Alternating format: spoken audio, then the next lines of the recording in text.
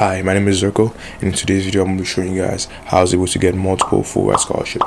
So quick context, I was born in Cameroon and I moved to the US about 6 years ago, and right now I live in Prince George County, Maryland, and basically I'm going to be attending MIT in the fall, and I'm going to major in computer science and engineering. And basically I was fortunate enough to receive the Questbridge scholarship, which is a full ride, the Gates scholarship, which is also a full ride, and the Amazon Future Engineer scholarship, which is a 40K over 4 years, and an internship at Amazon. And in today's video I'm going to be going over how I was able to get these scholarships. Basically I'm going to be going over the different criteria for these scholarships, such as grades, test scores, essays, extracurriculars, and letter of recommendations, in that order.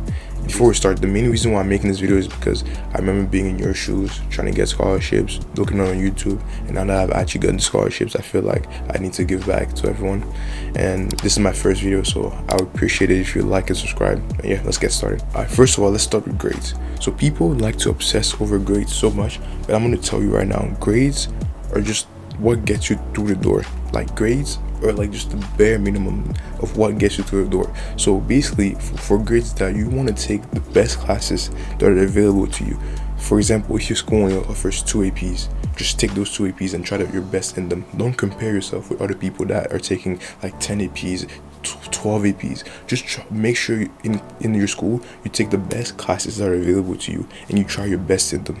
If you get a B in one class, it's not the end of the world. Just try to do better and try your best to improve.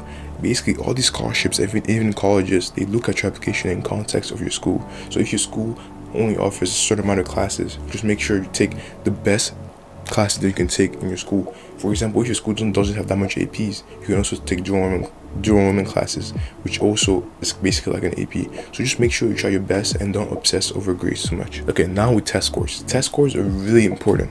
So basically, obviously, there's SAT and there's ACT. Choose one. It doesn't really matter which one you take, but I would suggest you take both just to see which one you might do better on. And basically for this test scores is that you want to try to score as high as you can. Obviously, there's like I don't like when people ask me, is this a good test score? Is this a good test score? Test scores are relative. Like, it depends on you, so you should try your best in them. And basically, if you're a junior, for example, make sure to study for these tests during the summer. Trust me, you don't want to be studying for the test scores to test during the school year while you have other things going on. It's best to study for these tests during the school year, during the summer. And trust me, you can improve your score drastically.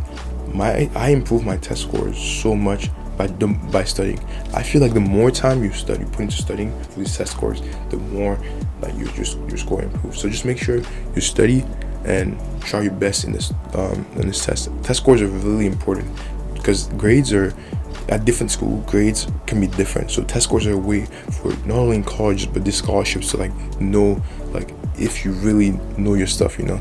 So yeah, try your best in tests. Now with essays, I personally feel like essays are the most important aspect of applications in general, not just college applications, but for these scholarships. So you have to make sure that you have your essay just has to, you can have the best grades ever possible, the best test scores, the best extracurriculars, but if your essays aren't there, then I don't think you're getting it. The essays are a way for you to communicate your personality to the admission officer or the people reading your essays for these scholarships. So you want to make sure you have the best possible essays that you can.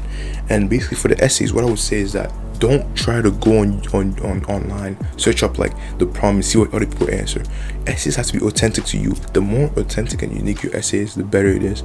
And for essays, what I would suggest doing is start as early as possible. So if your deadline is in like a month, don't start writing like a week before that, because for essays what you want to do is that you want to write an initial draft, and basically with that draft you want to send it to multiple people, such as your parents, your teachers, your peers, so they can peer review it and give you feedback. From that feedback you want to keep going. You don't want to just write an essay and just without revising it, just making it. You want to make sure to revise your essays because the first draft doesn't have a lot of mistakes in it, and there's going to be a lot of improvement I can do. So for essays, make sure you just start early, just try to be unique and basically communicate. Don't just tell something, show it. So don't say, oh, I'm hardworking. Just tell a story that shows that you're hardworking. Use a lot of stories, basically, like tell, like give an example, specific example. Don't just say, oh, I'm hardworking. Just give an example that will show the admission officer or the person reading your scholarship that you are hardworking. And for essays, one tip I would give you is, if you don't have access to teachers or people that can read your essays, there's a bunch of online resources where you can like have someone review your essay.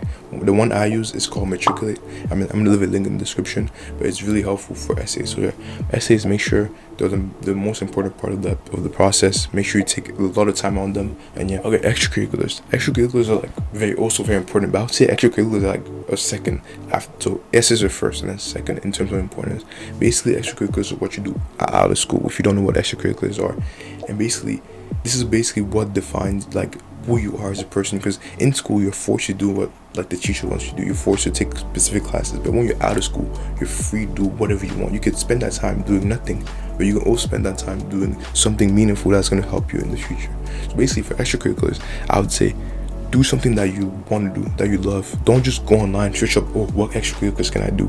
For example, I love computer science, so my extracurriculars were focused on computer science. I didn't just go online and search up, oh, what computer science extracurriculars can I do? I just did what I love to do, and that's what I suggest doing. Don't just like do things that you don't want to do just because you think it's going to look good on college applications. Basically, just do. Trust me, if you pick an extracurricular that you really like to do, and you put, it's not even gonna feel like an extracurricular. It's just gonna feel like you just love to do it, you know. So I feel like do that, and basically try also to like, don't just do one extracurricular. Try to do multiple extracurriculars that's related to that team. Kind of, for me, it was computer science, so I did a bunch of computer science related extracurriculars. So yeah, so outside of school, you use your time, especially in high school. In high school, you have so much time, especially freshman and sophomore year, when you're not taking that many APs. You have a lot of time to kind of like develop those extracurriculars, and also those extracurriculars try to show some kind of impact. So for example, me, I did a lot of Roblox game development, so a lot of my games I was able to show like the amount of like players and visits of that the game had. So yeah, so in your extracurriculars, the impact doesn't have to be like nationwide. You don't have to have like just something, like show something that you did impact on those extracurriculars. So yeah, so next is letter of recommendations. I feel like letter of recommendations are also very important. Basically, like your letter of recommendations, like you want to basically throughout high school, you want to develop relationships with multiple teachers, obviously, but you want like specific teachers that like you're really like close to. Like you want to make sure like it's like over time as you spend time in high school, you would know which teacher you like the most, that you vibe with the most. And I feel like you should spend time with those teachers. Make sure in those classes, make sure to like do your best in those classes. Even try to have clubs with them, like try to get them to host your clubs after school. Basically, just pick 2 to 3 teachers that you're really close to, because they're going to be the one writing your letter of recommendations. And you don't want to, trust me, if your letter of recommendations are not, like, let's say a teacher says they don't recommend you, you're not getting the scholarship. So you make sure for your letter of recommendations, pick teachers that you know are going to write you, that know you. They know you not just in school, they also know you personally, like who you are as a person. Not just like, oh, he gets good grades and stuff like that. Yeah, make sure throughout high school you develop relationships with your teachers, multiple teachers, and then once you get to junior year, pick the ones you think know you the best, not just in school but also personally, and they're going to be the one that are going to write the best letters of recommendation, in my opinion. For example, in my case, the 2 teachers that wrote my letter of recommendations, I've known them since freshman year. Every year I've talked to them, interacted with them, did clubs with them, stuff like that. So that's why I felt like they were going to write me the best letter of recommendation, because they knew me not just in school, like as a student, they also knew me personally. Obviously, in this video I just went over the basic criteria that the scholarships look for. Basically, if you guys want me, I can go more in depth on a specific scholarship, or I can make a stats video where I go over my essays, extracurriculars, test scores, grades, all that got me into these different scholarships. And yeah, so yeah, make sure you like, comment down below, subscribe, and good luck on your process.